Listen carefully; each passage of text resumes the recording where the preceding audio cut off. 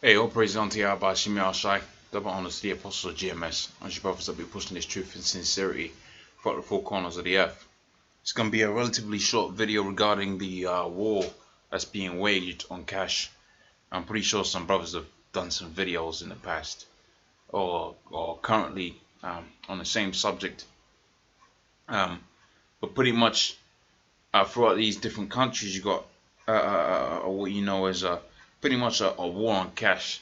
Okay, meaning to say most people, most places you go, um, most people ain't gonna be using cash to pay for transactions and so on and so forth. It's all been digitized by way of mobile banking, by way of the internet being more readily available. Okay, you can use your phone to pay for stuff now. Okay, you can use your credit card, what you know as the contactless payment to pay for all of these things. And this all goes back onto what the scripture says here within the book of Revelations, the 13th chapter and the 16th verse. It says he calls it all to small and great, rich and free, to receive a mark on his right hand and in their foreheads. Okay, so you got to, the scripture says here he causeth. Okay, so he makes it, he's gonna make it to happen. Okay, so when you have a war on cash, and ultimately we're gonna find out is a lot of these currencies gonna, by way of this global economic crash, they're gonna default. All right, because pounds and dollars, pesos and yens, they all incepted via what? Via debt. So the conclusion of all of them, conclusion of all of them currencies is ultimately to default. Okay, so that in Venezuela, you saw that in Zimbabwe, etc., etc. But the point of the matter is this: what solution is the people gonna accept? Okay, that's like the old system. For instance, they're used to their contactless payments and so on and so forth. All right, what system are they gonna bring forth that's gonna be like the old system, but it hasn't got the problems of the old system? Okay, so security, okay, or tracking payments, because really, when you understand how the financial market works, okay, and how the debt system worked, well, the financial crisis they had in 2008, really you could blame it on the people within the United States, not the government. Okay, all right. The government made it available for people to take loans, but see, if you had a subprime loan and you were taking money and you can pay it off, even though the bank gave it to you, well, guess what? You was in debt in the whole country. But see, they let you do these things so what? So they could play on the cards of what's known as plausible deniability. Okay, as if they had no intentions in mind to crash the whole global economic system and set up something new that's based off of what the scripture says here within the book of Revelations, the 13th chapter and the 16th verse. Okay, so it says he called it all, small and great, rich and poor, free or bond, to receive a mark upon his right hand and in their foreheads, which is going to be the same technology you got in your phone. Okay, that you got in the you got in your contactless payment cards. Okay, that you've got in your smartwatches. Okay, all of that technology now is going to be implemented in a way that they're going to market as being secure. Okay, and you're going to be able to access all of the and interact with the so-called outside world. Buying food or accessing a computer or accessing a secured gate at work or something like that. They're gonna market as accessing that in a secure way by having that marketed beast implanted within you. Okay, that's why they're waging the war on cash right now, because cash allows you to do what? It allows you to transact without having something embedded in something else. For instance, it allows you to pay for goods without having your credit card.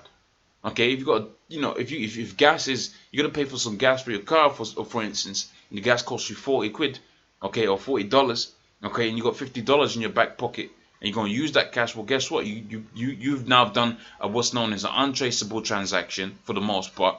Okay, you've done something that can't be exploited. Okay, it can't be marketed, right? Because it's off the grid. Okay.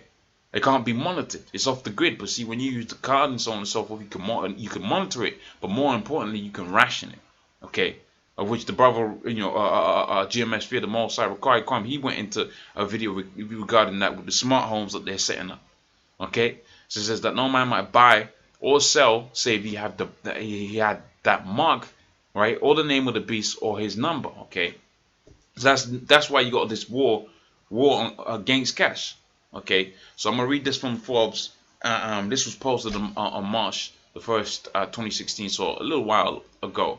but this on Zero Hedge, this was posted yesterday, no, today. Okay, so I'm gonna read a little bit of this, and I'm gonna read a little bit of the other article, and pretty much that's gonna be the gist of it. So it says, why is the government waging a war against cash? It says, gaining attention this day is the idea of abolishing the high denomination of the dollar and the euro. It says this concept graphically displays the astonishing stupidity and intellectual bankruptcy of today's liberal economic policymakers and economics professions. Okay, it says Larry Summers, a former Treasury Secretary and the Harvard president, is pushing that the U.S. to ban $50 and $100 notes. Okay, and there's a lot of chatter too about prohibiting the $500 note. Okay, and it says the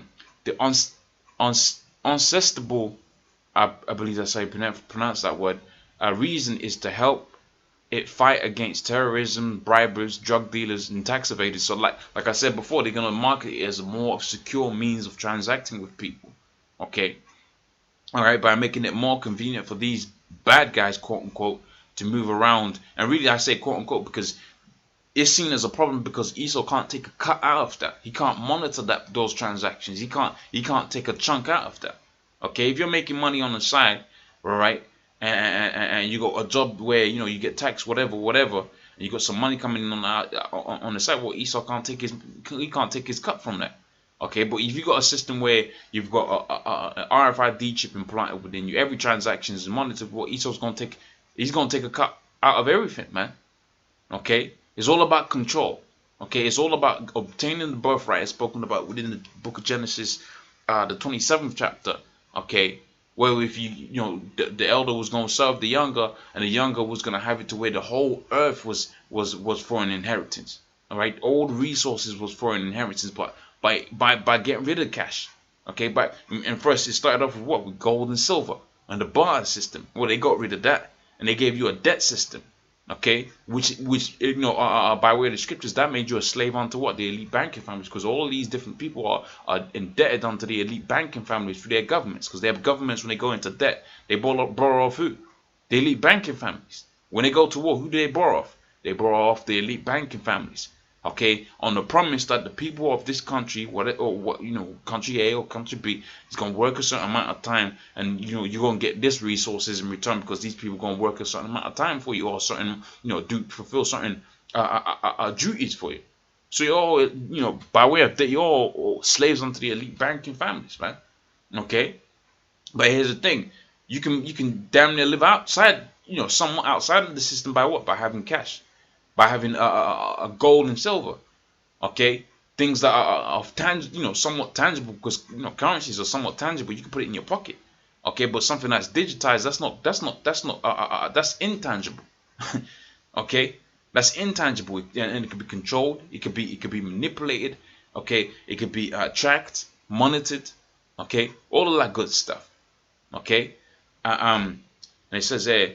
It says the Benjamin is the most popular currency note in the world, with more than 10 billion in circulation. It says the notation that such evildoers as Mexican drug cartels and ISIS will be seriously disrupted by the absence of the Benjamin.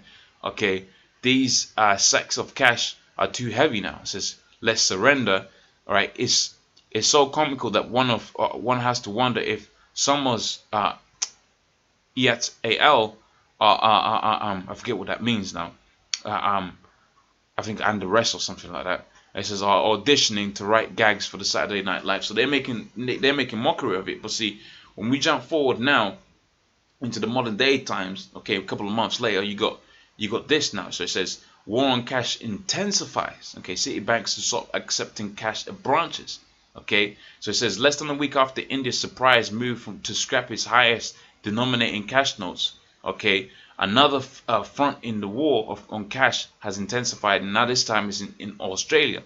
It says yesterday the banking giant UBS proposed the elimination of Australia's $100 and $50 bills, okay, would be good for the economy, right, and good for the banks. And they go into the article, etc., etc. Pretty much the points made. So you had the same situation happening out there in India, okay, and they got rid of certain notes. Okay, and you're having this, Citibank out there in Australia, they're getting rid of the notes. Okay, all right. So you got this whole movement towards a cashless society. All right, you got some individuals out there within Israel. They don't even believe that the Mosai is going to come back and have it to where this RFID chip don't get well, it's going to get implemented on some kind of scale. All right, otherwise the scripture wouldn't say what it says. Okay, but ultimately, Esau's moving forward to that agenda, man. Okay, so pretty much with that, I'm gonna say all praise unto Yahweh, Shai, double honesty, apostles of GMS. Honestly, brothers, that be pushing this truth in sincerity. Shalom.